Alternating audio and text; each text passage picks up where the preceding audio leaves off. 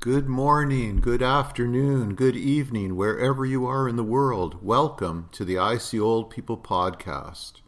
Today is Thursday, November 21st, 2024, and it is snowing right now in Norfolk County, which is pretty early for snow down here in southern Ontario. It's just a light snow. It's not going to accumulate. Might not last long, but it's pretty to look at. I'm looking out a big picture window right now, and there's a beautiful, fluffy, white snow falling straight down, and it's very picturesque. It's very pretty. So I am doing my podcast right now because I'm just a couple days away. Well, first of all, I should introduce myself. I am Dr. Bruce. I have been your host for the last 5 years on the I See Old People podcast.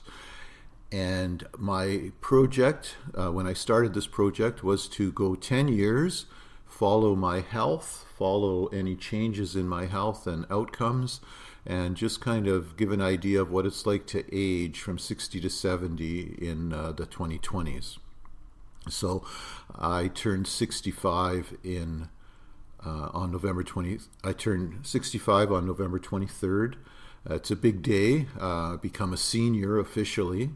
A lot of senior discounts and those types of things start at 55. Some of them even start at 60, 55, 60. But 65, you're kicked in. You're official senior because you start to get money from the government. When you live in Canada, you get the old age pension when you turn 65. And that'll be welcome. It's always nice to get a little money that every Canadian citizen gets at this stage in their life. Helps you with your property taxes and buying your groceries and all the little extra things that you might need to do. So I'm grateful for that and I appreciate it. Thank you very much, Government of Canada. I don't have a lot to thank you for generally, especially over the last few years. We've had an absolutely terrible government, so it's very difficult to even understand how this government is still in power, but they are, and I've always promised not to make this a political podcast, although there's always these political undertones just under the surface, but that's not what this is about. What this is about today is celebrating the halfway mark in the podcast. If you listened to the last episode I did, me and Joe Rogan, I was talking about how miserable my stats were and how I was at one end of the scale and Joe Rogan was at the other. And it was a funny little comedy bit, I thought. And it's funny how the world works because as soon as I finished that podcast, I went off and I uploaded the episode, and then I looked at my stats, and while I was doing the podcast, or the night before the podcast, where I was complaining about having 0 downloads for 6 weeks, I had 33 downloads, 10 from China, 17 from California, and 6 from Virginia, the state of Virginia in the United States. So all of a sudden I went from 0 for 6 weeks to 33 in a day and a half. So it was pretty interesting, and it was a big change for me to see that, and it certainly put a jump in my step that at least some people are still listening to my episodes and my past episodes. So 5 years in to the podcast, It has been exactly what I wanted it to be. Definitely it has been the type of podcast that I wanted it to be. It's personal, it's real, it's raw, and it's what it is. And 20 years from now or 30 years from now, somebody might look back and look at this and see what it was like to live in the time of madness, because it has certainly been that the entire time, almost the entire time that this podcast has been on. We started the podcast in November of 2019, and the Age of Madness started basically in January, February of 2020. So it was only a couple of months. I was also still drinking. I had a relapse at the beginning of the podcast. Although I had been sober for a while, I had a relapse. So the beginning of the podcast, I was still drinking. And then I quit in June 13th, 2020. And I have been sober ever since, and I'm very grateful for my sobriety. I did a whole thing about it when I had my 4-year cake talk, and I talked all about that. So here we are now. At the 5th-year mark of our podcast. It's gone by quickly. So how am I doing? Well, one of my biggest complaints and one of my biggest episodes for downloads was my tinnitus episode. Lot of interest in tinnitus. So I complained a lot about tinnitus over the last year and a half, 2 years. And well, I'm happy to say that I finally took the plunge and I went in and got hearing aids. Now, they had told me right away that they would help me with my hearing loss. I have about a 20% hearing loss, a little worse in the right. And I expected that. Hearing aids should help you with hearing. What I wanted and why I was so hesitant to get the hearing aids was that I also wanted to help my tinnitus. And nobody would promise me or at least even say you have a really good chance of getting rid of your tinnitus. If they had said that 2 years ago, if someone had said to me 2 years ago, Bruce, this will help with your tinnitus, I would have got these hearing aids 2 years ago. But nobody would say that. No one would commit to that. So I kind of floundered around and I tried all these different things to try to get rid of my tinnitus, which I talked about in that episode. None of them worked. I'm finally chucking the Changa tea too. I can't take it anymore. I drank it for almost a year and a half. Terrible mushroom tea. It's supposed to be good for you. But I didn't see any benefits in my tinnitus, and I didn't enjoy choking through it every morning. So I've got rid of that.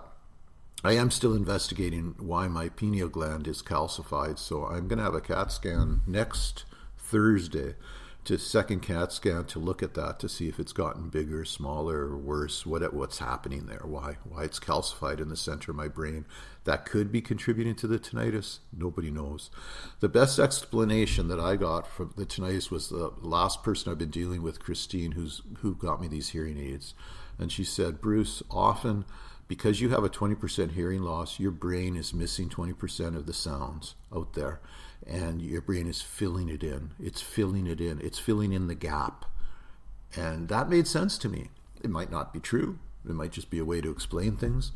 But it made sense to me that my brain was actually creating this buzz sound in the space that was there. So I got my hearing aids. And the change was immediate. It was unbelievable. It was so fast. As soon as I put my hearing aids in, I could hear everything in the world. I could hear the little things that really annoyed me at first, but I've gotten used to them now. The tippy-tappy of the dog's toenails when it's walking. I haven't heard those for years. The sound of leaves crackling underneath your feet. The sound of birds off in the distance. Sounds all around the neighborhood. I was sitting outside on a clear, beautiful day, and I could hear my neighbor talk like 3 doors down. That was amazing to me. So all of these sounds that I missed are being filled in, and my tinnitus is being pushed out. And as long as I have the hearing aids in, I don't have tinnitus. Even right now in this room where I was complaining about it's me talking with this big buzz, what I'm really hearing now in this room is my voice. I'm hearing all the little nuances of my voice, the high pitches of it, the low pitches of it, where I was never hearing all of that before. I was just hearing this buzz and the low pitches of my voice.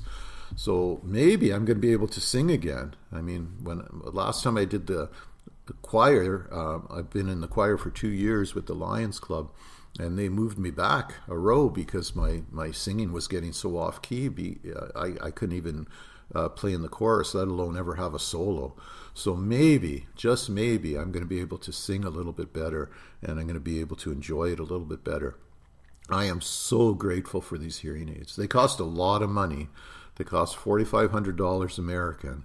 So that is, that's like, no, I'm sorry, 4,500 Canadian, and that would be like 3,000 American. So it's an expensive proposition, but I'm really happy that I did it, and I just couldn't be more thrilled. I can hear my grandchildren when they talk. I can hear conversations clearly. I went to a musical concert. I went to a John Prine tribute concert. I hadn't gone to a musical event in 2.5 years. It was wonderful. I could sit in a conversation, a group of men that I meet on a semi-regular basis. I really stopped meeting them because the sound of a number of people talking at the same time was so difficult for me. It was so annoying. It was so hard for me to follow the conversation. I just stopped going. So I attended one of those, and it was wonderful to be able to hear multiple conversations at the same time and comprehend them and understand them. So it is really a new lease on life. I put them on in the morning, and my day is free of tinnitus. I can hear everything I need to hear. I take them out if I take a nap in the afternoon, and I take them out at night. And then, of course, my tinnitus returns. But, it's night, I'm sleeping, I've got a fan in my room that kind of fills in some of the space with the tinnitus sound, and I sleep really well, so it's not an issue. So I've just, a little tinnitus for a few hours is a lot different than tinnitus 24 hours a day, 24 hours a day, 24 hours a day. Big difference. So I'm in a better mood, I tolerate things a lot better. It's great. I don't know what else to say other than it's just been fantastic. So I'm feeling pretty healthy right now. I'm really thrilled about the hearing aids, of course, but I've done some other things that have helped me to change my life. I was really quite unhealthy when I started this podcast. I was having a lot of GI problems. In fact, at the very beginning, I had my gallbladder removed, and I kind of went through the surgery recovery from that. With you in my podcast, and things like that have just stopped. So I think that was the tail end of my alcohol problem, was my GI issues that I was having, and I was having a lot. I was hospitalized twice for bowel blockages. I had my gallbladder out. I had a hernia down there in my umbilicus, in my belly button. So I had a lot going on in my gut, as well as it being huge and with lots of fat, and definitely an unhealthy situation for me. Since I've quit drinking, all of that is resolved. It didn't resolve initially. It took time, but it resolved. And my stomach is great now. I hardly ever have an issue with my stomach. So thank God for that. And I can only think that it was the alcohol, the poison that I was drinking on a regular basis. I also changed my diet quite a bit. So, I'm down to a good weight. I'm at like 235. And when I started the podcast, I was about 255. So, and I'm 235 consistently. I don't go up, I don't go down. I'm just always right there. I eat very well. So, it's not a problem as far as calories. I don't count calories. I eat well. I eat a very high protein diet, mostly protein. I'm not afraid of fat. Fat and protein go together. You need them in your body. And I'm happy with any type of protein. Fatty protein, lean protein, fish, meat. I'm liking pork less and less, unless it's in sausages. But beef, chicken, lamb. So I have a very protein-based diet. And I also do intermittent fasting. I don't eat in the morning. I don't usually eat until mid-afternoon.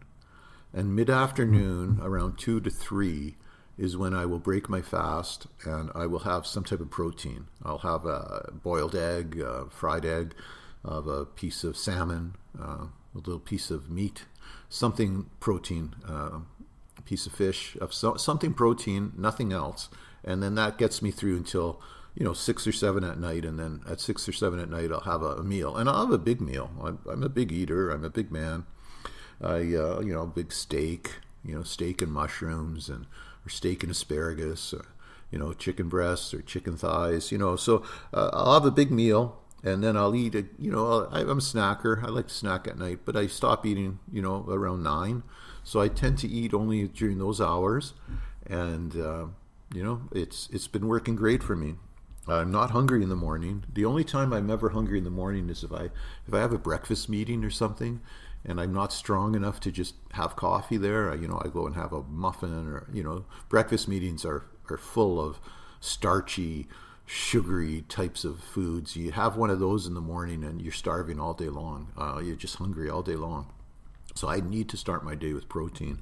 So I'm better and better about that, because you get burned a couple times, and then you realize that you just can't do it. You just say no to these breakfast meetings. So I'll go for a lunch meeting, but on a lunch meeting, last time I had a lunch meeting, I ordered 2 eggs, just 2 fried eggs, and I asked them to fry them in butter.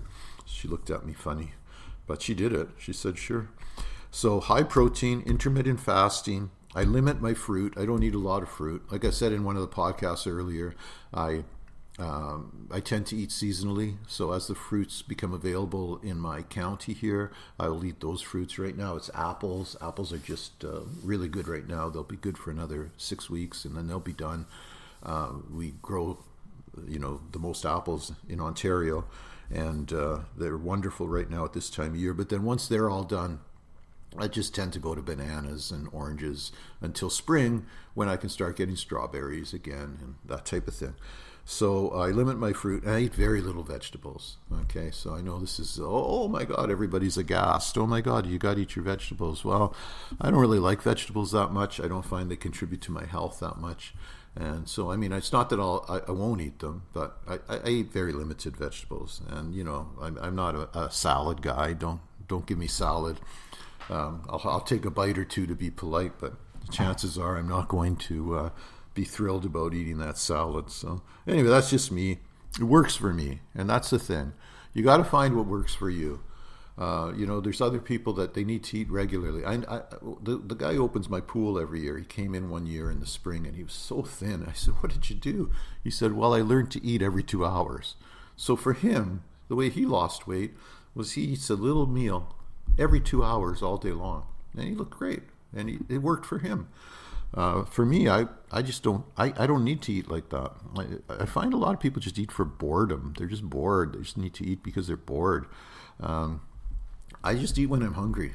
So that's really nice about being empty nesters, because you can eat like that. It's different when you got a family, you got to feed your kids, you got to be at certain times, you got to feed them and then go to an event, and you got to feed them, you got to go to the arena. All of those things you can kind of work around when you're empty nesters. So that's kind of cool. And I'm just, I'm a pretty happy guy right now. I'm a pretty happy guy. So one of the other things I did, I sleep really well now, and I never used to. I never used to sleep really well. I started taking magnesium glycinate a while ago on recommendation, but I stopped that. In fact, I stopped everything. I used to take vitamin C. I talked about it all the time, vitamin C, vitamin D. I would take melatonin sometimes. I started taking this magnesium. I stopped it all. And I have seen no noticeable difference in my health. Zero noticeable difference in my health. And I was paying a lot of money for these vitamins. I was taking these vitamins religiously. I was recommending to other people to take these vitamins. So I just stopped. So I don't take any medication. I don't take any vitamins. I'm 65 years old. I have to take a painkiller once in a while because I have a lot of pain in my foot. I have this problem with a pseudo joint in my foot that I cracked the joint and it never healed properly in the talus joint of my left foot. And I guess there's arthritis in it now because it never hurt like this before. It's hurting more than ever now. So every now and then I'll have to take a painkiller, but it's rare. And I don't like taking painkillers because painkillers bung me up. I can't poop if I take painkillers. So it's like, do I live with the pain and be able to poop, or do I take this painkiller and not be able to poop? So, you have that decision every time. So, and the other thing I want to talk about is, well, then why am I sleeping so good? I got rid of this magnesium. I got rid of everything. Why do I sleep so well now when I never used to? This answer is going to amaze you. I ditched my sunglasses. I was a mole man. I could not go out in the sun without sunglasses. I wore sunglasses for my entire adult life. I wore them religiously. I would be wearing them today outside on a snowy day where there's only enough light to barely make you squint your eyes, and I would have to wear sunglasses. So, and it wasn't easy to ditch the sunglasses. Like, I'd gotten to the point where I even had prescription sunglasses, so I always had my sunglasses on. I could read outside with them on. I could do all kinds of things. I got rid of them. It was a tough couple weeks because I did it in the middle of the summer, the beginning of the summer. The sun is bright in the summer. But my eyes adjusted very quickly. I would say within 2 weeks, I wasn't squinting at all from the brightness of the sun. The brightness of the sun was welcome into my brain, into my eyes, into my pineal gland, into everything that creates the fact in your brain that this is daytime. And then that changes, and then it becomes nighttime, and then you sleep at night, and then you go through this cycle again. So Excuse me. Just going to have a sip of water. So I get rid of the sunglasses and I sleep really well every night. It's just been wonderful. Who would have thought of these things? Thank God for the internet. I read a lot. I look at the internet a lot. I go through health items. I go through health studies. I'm up to date on what's new and what's changing and what's different in alternative care. And one of the things I read was about sunglasses and their effect on your body, the negative effect on your body. I decided to try it, and boom, I couldn't be happier. I'm not going back to sunglasses. I have a pair always available in the car. I suppose I pop them on when I have to, but I haven't found that situation yet where it's been so bright that I've needed to put them on again. So, and now we're going into winter. So I'll see what it's like when I'm down south. When I go down south in the wintertime, I'll see if I need them. I'll bring them, but I'm not afraid to wear them, but I'm amazed at what it's like to not wear them. It's been great. Yeah, so I'm going to celebrate my birthday with in a really fun way. I'm going to play cards with my friends, good friends that I've known my entire life, that I've known from my days in Thunder Bay, good buddies that I went to school with, grade school with, and high school with. We're getting together and we're going to play poker. We usually order some pizzas and we play poker for 4 or 5 hours. The only problem with it is that the game is in Toronto, in Scarborough. And that drive into Toronto, I don't like it. I don't like it at all. But I'll just take my time and get there early and, enjoy company of my friends. And it's going to be fun. And might stay over, might come back. I mean, it's hard to say. Back in the day when I first moved out here to Norfolk County, I could drive into Toronto. I could actually drive to this fellow's house because he's lived there all this time. I could drive to this fellow's house in about an hour and a half. And now it will take me 2.5 hours. Because Toronto hasn't built a new highway in 40 years, except for the toll highway that's up north of the city. So you go down, if you try to go through the city right now in Toronto, you can add an hour to your trip. So, and that's if everything is even flowing. That's an hour if it's moving, because it might not even be moving. You might just be sitting there. So I think that's about all I want to talk about. Let me look over my notes here. Talking about hearing the birds again and hearing my grandchildren again, ditching the sunglasses, going to play cards. My goals for the next 5 years. Well, I want to continue on the same path. I want to stay sober. I want to stay healthy. I want to enjoy time with my wife, my grandchildren, my family. Probably the biggest goal in my life is that the issue that has caused my son, my oldest son, to leave our family somehow becomes resolved and he comes back in some form. I doubt he will ever come back as my loving son that I miss so much, but perhaps he'll come back as just someone with a common interest to me, and that would be this family and our common connection of being father and son. I just want him back in my life in any form, an email, a text, anything. I'm not asking for him to even love me. I just want him to be part of my life. And I am so sorry for everything I may have done that contributed to him leaving our family. I've said this to him many times, but he has not communicated with us now for 4 years. So it's been difficult. It's the most difficult problem that I bear. I miss him dearly.